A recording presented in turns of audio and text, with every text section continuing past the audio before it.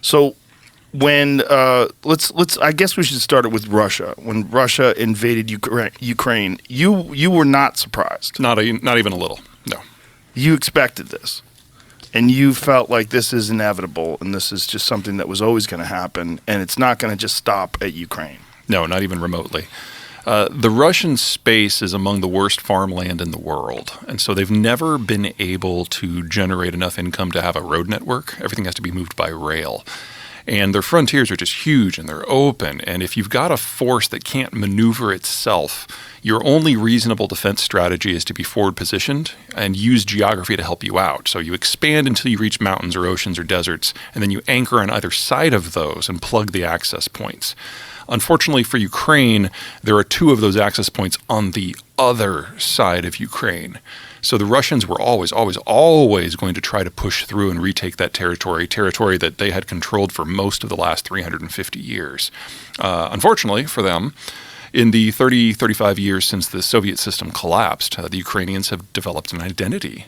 And now they would like to be something other than a road bump. So one of the narratives that was going around was that the reason why Russia was pushing into Ukraine is because NATO was moving their arms closer to the border of Russia. There is something to be said for that. You just have to put it into context to really understand it. So the Russian point of view is for us to be secure, we need to expand until we reach a point where invaders cannot overwhelm us. We have to be able to plug those access points. But to give the Russians what they want, you have to sign over the future of Estonia, Latvia, Lithuania, Poland, Finland, the Czech Republic, Hungary, Slovakia, Romania, Belarus, Ukraine. Oh, let's go on. Azerbaijan, Armenia, Georgia, Kazakhstan, all the stands. Basically, the Russians, in order to feel safe, they have to be able to occupy total populations that are twice of their own. And I'm sorry, but that's just not feasible. So, technically, the people who claim that NATO provoked this are correct.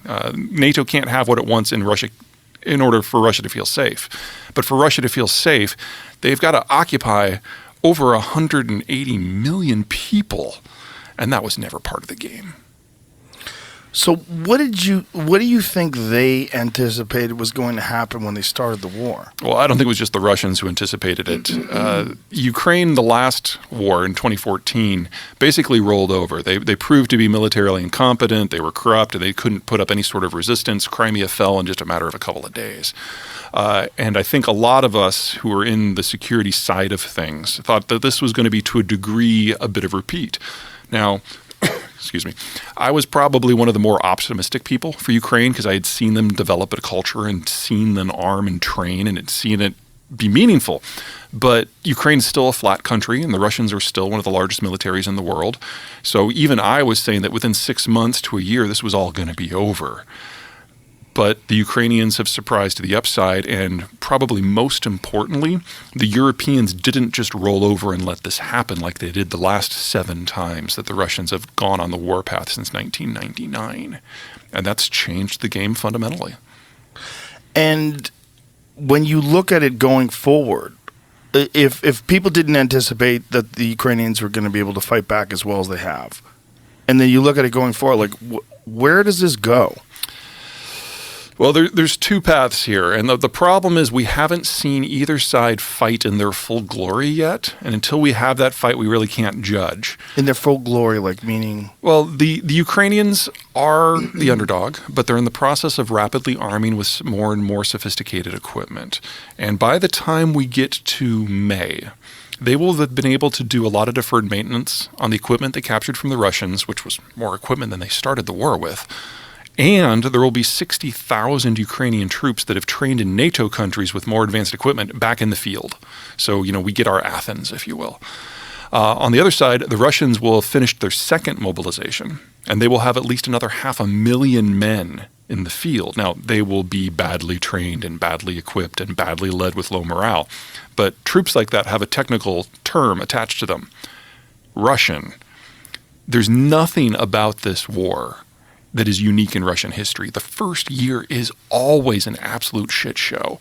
And then the Russians throw bodies at the problem until it goes away. And in half of those wars, the Russians ultimately win. So by the time we get to May and the mud season is over, we'll have a more advanced Ukrainian force fighting a much larger Russian force, and we will get our first real glimpse at how this is going to go, and we should know which way it's going to break. Now, it'll still take time, because if the Russians are going to win, it's going to take them a year to overwhelm Ukrainian defenses, and then they have to occupy the country, and that's going to kill a couple million people. Or the Russians are going to be able to completely break the logistical supply chains that allow the Russian troops to even exist, and we'll have 500,000 dead Russians, and the Ukrainians will be able to push the Russians out of Crimea in the east. And then we get to talk about the next stage, because this is just the opening phase of what is going to be a multi-year and perhaps even multi-decade conflict. Jesus. Yeah. Welcome to Russia. So